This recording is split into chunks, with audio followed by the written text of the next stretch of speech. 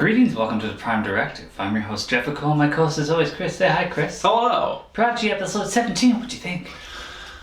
It was holodeck episode. Yeah, it was kind of filler, but the storyline progressed it to other things, I guess. It served the purpose of getting them out of the neutral zone. I guess the reveal at the end is actually pretty interesting. You could have ran into some really cool shit in the neutral zone, especially in the animated series because they have the budget for it. Yeah, I guess we've never actually really explored there. Yeah. Because you can't. No.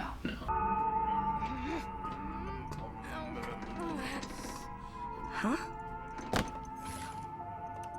Did anyone else just see a feral human? So this episode definitely felt, this is something we've been running into a lot, I feel like, especially with Prodigy. Well, filler for one, and just things are just happening. It's like we're just doing things. Oh, we're going to have this realization now. And I guess part of that's the half an hour time slot. They're trying to do, it's a classic Star Trek story, the holodeck's malfunctioning, we're trapped in the holodeck, something bad happens. But that's a classic story on like a 1 hour format TV show. And we're smushing it into the 30-minute one. And I don't know if it's that fault or what, but compare it to that Orville episode that did the exact same thing from this season. That one went on forever, and that was sort of the other side of that problem. But yeah, the story could have done with a little more time to breathe, but yeah, it's all right. Yeah, I mean, everything kind of rushed into it. We're caught in their tractor beam. If they take our ship, the living construct activates. Then disable that beam. Open fire! Oh boy, they didn't like that. Torpedo 3 coming our way! Got in there and they're trying to do the simulation of how are we going to approach the Voyager ship? Mm-hmm. Take shuttle. I guess there must be something wrong with the shuttles too. No, there's nothing wrong with the shuttles. There must be. Shuttles are 100% fine. There must be though. No. I think we would have done that. I mean, you already screwed up by not just talking to them on the planet, but just take a shuttle. That's all you gotta do.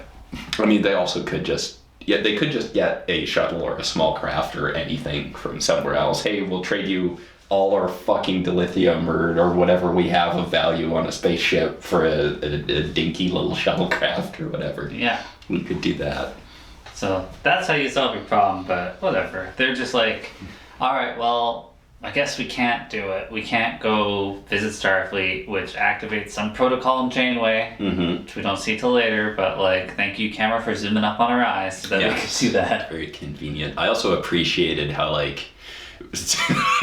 how edgy and brooding Dahl is at the beginning there, to let the darkness consume me, and I'm like, damn! Computer, turn everything off. Let the darkness take me.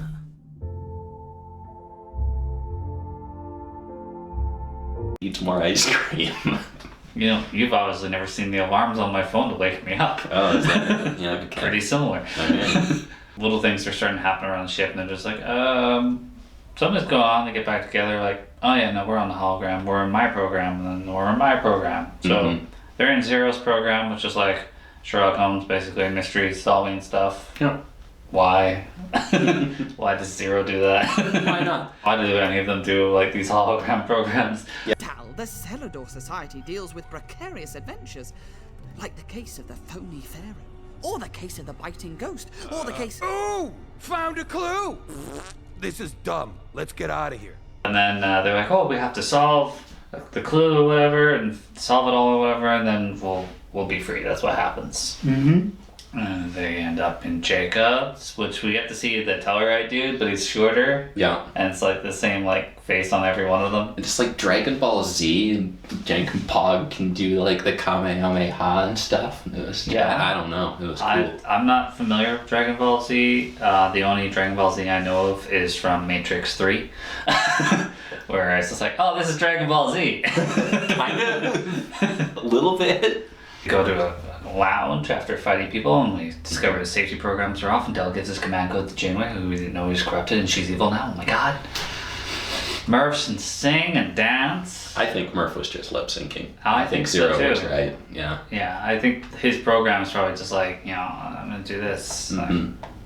Yeah. I think they couldn't show us his real program where he's just like dismembering and consuming those street thugs because Murph is hungry for blood. Oh, I thought you were going to go in the direction of getting pets. No. Murph is no longer a good boy. He is now a bloodthirsty security officer. Turned on him. He's turned on us. Yeah. He's going to turn on everyone. Don't turn your back on Murph, because he's going to come get you. So close-minded to change. Sometimes people cocoon and become different people. Yeah. No, exactly. What? Murph can speak and Murph can dance! Or convincingly lip sync. Let's split up and find the key before things get any stranger. They jump down the piano when they realize the key's not there. Gwyn was talking to diviner bartender. There's a lot of like, woe is me, like, these are my problems, people. I mean, they were sharing that over ice cream and, yeah. Like, I don't know the additional scoop on top of the 50 scoops. Pile it on. I don't get it 50 scoops you already had. Yeah. The program's breaking down, merging with the others. Ahoy! Welcome back, Captain. Prepare for a long journey. End up on a pirate ship, and I was just like, you know what? I've seen the way Del looks at Gwyn. This isn't the fantasy I think where we were gonna go to. Again, maybe we just couldn't see that one. Get below deck, there's a brothel. Yeah. I thought this was gonna be like a Generations knockoff, and someone was gonna have to walk the plank or something. No. No. Somebody did check outside in the sea for the key, but then we got attacked by a Kraken, which turned out to be Murph's Rock's little Pokemon? Yeah, she's got Pokemons. Yeah, again, not familiar with Pokemon. I know of his existence, but I don't watch them. No, these are all my references today. Yes. These are all mine. You're always talking about action movies from the 80s, and I'm just like, fucking, I don't know. Pokemon. You're never going to survive out there, Chris. How are you still alive, Chris, coming out of the fort? I had to catch them all. Gotta catch them all. Yeah, I got all my fur coats. Yeah, Kraken attacks and they shoot a cannonball of fruit in his mouth. Yeah, I've probably played that game. Yeah. Yeah. Sad. Sad state where Zero's just like, you know what, we could find the key, but it's just going to lead us down another thing. The actual mystery is, why are we stuck in here? Yeah, the real mystery is the friends we made along the way. Yeah. Boom, it was Janeway. It was Janeway. It was evil Janeway. Janeway's like, I didn't do it. And they're just like, yeah, you did. Computer that corrupted Janeway, show us how you corrupted her. Okay. Right. Sure. Trying to go to Starfleet. She wouldn't allow us to stray from the ship's mission. From the very beginning, she inspired us to go to Starfleet. Was it all a lie? Because they were like going against the mission of go to Starfleet, because that's the Construct's mission. She's like, well, lock them in there. Get the code. We're going. Yep. And they end up in front of Janeway's ship, but Janeway was judo chopped into unconsciousness. So we don't know what's going on. Yeah, what's going on over there? Vindicator could have seduced the first officer, you know. Diviner could have taken out the doctor, and then Dreadnought could have taken over the ship. You never know. Anything could have happened. They could build another construct. I really can't get over the IKEA Dreadnought from the last episode. Like, the dude was a table. Yeah. Dude was a table. Well, you know, check Amazon. You might be able to find your own. Maybe, you know. This Christmas coming up. Oh, yeah. You know what I want? Dreadnought table. Federation coordinates acquired. I'm so sorry. I'd never intentionally do anything to hurt you. But the construct would. Final thought, me, Chris. Final thoughts. It's somehow jam-packed and also not enough. Like, we're not really, we're just doing a lot of things, but we're not getting much out of any of the individual bits. We did get a cool reveal here with Janeway, and it might be interesting to go back and, see her interactions and, has this put anything in a different light? Or just like, no, you must go to Starfleet, or, something like that. Or so that might be interesting to look at. But I think the next episode is going to be the more interesting one, where it looks like we're really, going to be getting this conflict here, this confrontation. Yeah. Well, it looks like that on that ice planet, but then we ran.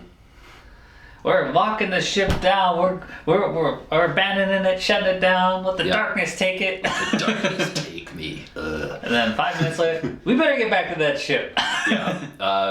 What I think what might happen is the virus or whatever ends up disabling the dreadnought, because does the diviner even remember that he has a virus on this ship that eats Starfleet? I don't know. Yeah. They're after the ship. They gotta know why. But yeah, no. Vindicator knows the plan. Okay. Yeah. Yeah. Surprising we didn't get Goth Janeway again. I thought they'd totally go back to be like, I am corrupted, but I guess she's gonna be conflicted. Janeway be like, I'm trying to help you, but programs won't let me. Yeah, there's a Goth Janeway and an Angel Janeway. Yeah. Yeah. Well, as always, guys, thanks for watching. We'll see you next week.